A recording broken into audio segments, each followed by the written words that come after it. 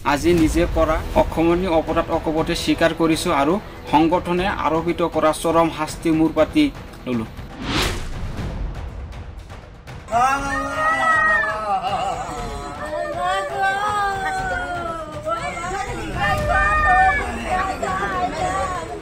মৃত্যুৰ পূৰ্বৰ ভিডিঅ' ৰাজহুৱা আলফা স্বাধীনৰ। আজি নিজে কৰা অক্ষমনীয় অপৰাধ অকপতে স্বীকাৰ কৰিছোঁ আৰু সংগঠনে আৰোপিত কৰা চৰম শাস্তি মূৰ পাতি ললোঁ। শেষত নৱপ্ৰজন্মৰ প্ৰতি মোৰ বিনম্ৰ আহ্বান, মোৰ নিচিনা ব্যক্তিগত স্বাৰ্থত অন্ধ হৈ আলফা স্বাধীন সংগঠনৰ মহান স্বাৰ্থক কুলসিত নকৰে যেন। ম্যানমাৰৰ শিবিৰত আন এজনক মৃত্যুদণ্ড। পুৱাই হেড গানশ্বট কৰ্পৰেল ৰিহন অসমক।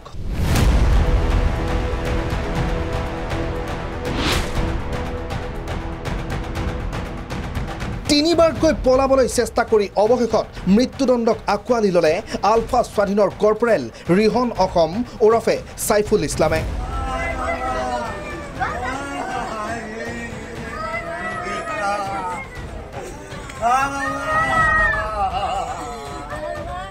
মৃত্যুৰ পূৰ্বে কেমেৰাৰ সন্মুখত ৰিহন অসমক ভুল স্বীকাৰ কৰিবলৈ বাধ্য কৰালে আলফা স্বাধীনে। আজি নিজে কৰা অক্ষমনীয় অপৰাধ অকপতে স্বীকাৰ কৰিছোঁ আৰু সংগঠনে আৰোপিত কৰা চৰম শাস্তি মূৰ পাতি ললোঁ।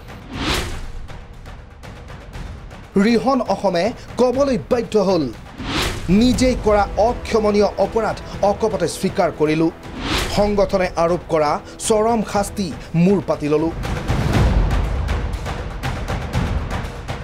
নিষ্ঠ স্বাৰ্থৰ বাবে কৰা এনে প্ৰতি বিপ্লৱী আৰু জাতিদ্ৰোহী কাৰ্য বুজি পায়ো বাৰম্বাৰ এই দুষ্কাৰ্য কৰিবলৈ চেষ্টাৰ ত্ৰুটি কৰা নাছিলোঁ।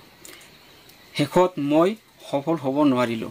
গতিকে আজি নিজে কৰা অক্ষমনীয় অপৰাধ অকপতে স্বীকাৰ কৰিছোঁ আৰু সংগঠনে আৰোপিত কৰা চৰম শাস্তি মূৰ পাতি ললোঁ।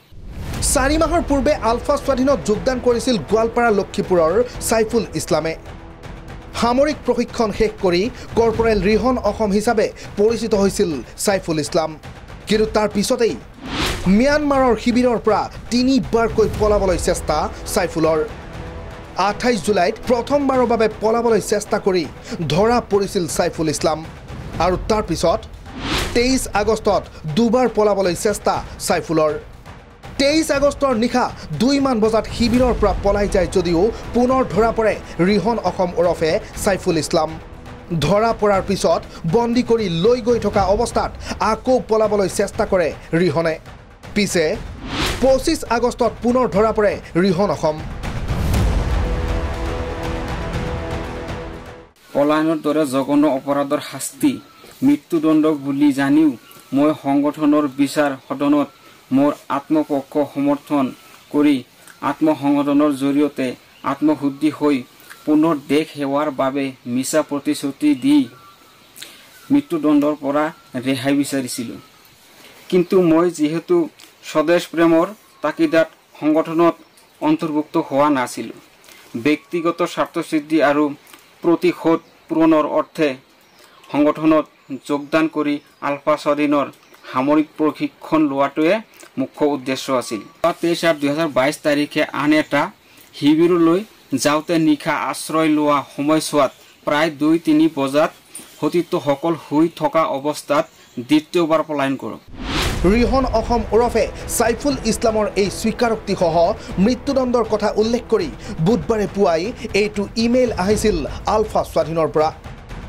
সংবাদ মাধ্যমত সেই বাতৰি সম্প্ৰচাৰ হোৱাৰ লগে লগে হুৱা দুৱা লাগে গোৱালপাৰা লক্ষীপুৰ গাঁৱত।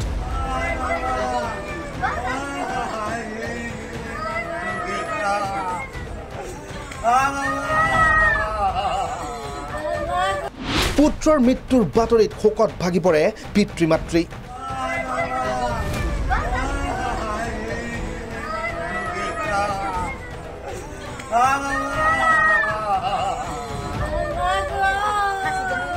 মৃতদেহ ঘূৰাই দিবলৈ আলফা স্বাধীনক আহ্বান লক্ষীপুৰ গাঁওবাসীৰ।